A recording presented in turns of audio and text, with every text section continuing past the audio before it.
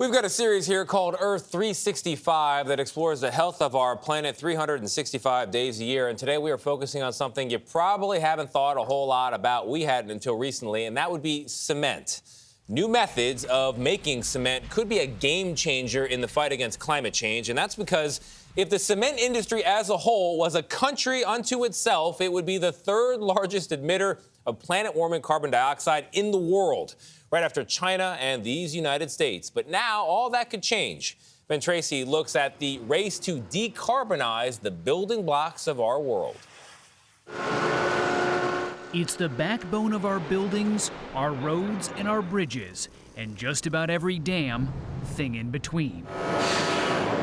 Cement is a powder that, when mixed with water, forms concrete.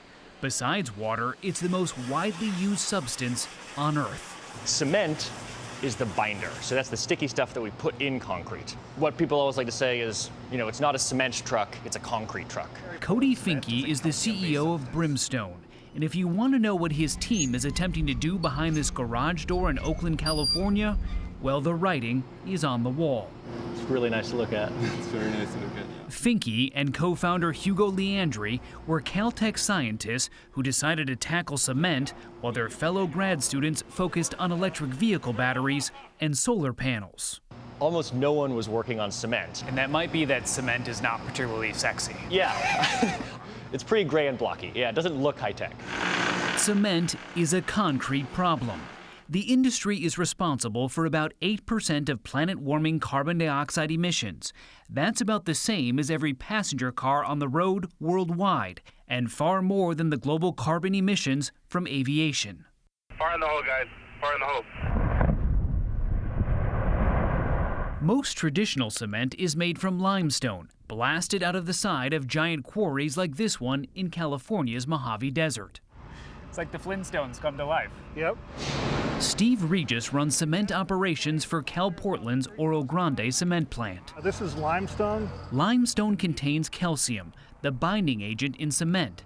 But limestone also contains carbon dioxide, the main greenhouse gas rapidly warming the planet. Now, of course, the CO2 up the stack is the obvious elephant in the room. He took us up to the top of the plant. Just watch your hard hat so it doesn't fall off. To show us this giant kiln. That's really the heart of the cement plant. Where the limestone is superheated to about 2,700 degrees using these piles of coal. That process releases tons of carbon dioxide into the atmosphere. This stack is where the CO2 comes out? Correct. Yeah. Regis argues that concrete is a time-tested and reliable building material, and the industry is working to make it cleaner. But back at Brimstone, Cody Finke has discovered a potentially game-changing, yet shockingly simple shortcut. We're just making the same thing from a different rock. They are called calcium silicate rocks and don't contain any planet-warming CO2. Is there enough of your rock to go around to really change this whole industry? It's about 200 times more abundant than limestone. So it is basically half of the rocks on the surface of the Earth we can use. And thanks to big backers, including Bill Gates' Breakthrough Energy Ventures and Amazon's Climate Pledge, Brimstone is attempting to rapidly scale up its innovation, claiming it will be cheaper and just as reliable as traditional cement. If you haven't yet built a building or a road or a bridge or something out of this, how do you know it's as reliable as limestone-based cement? Is because it is chemically and physically identical. We're quite confident that the chemistry works and we can make the same material.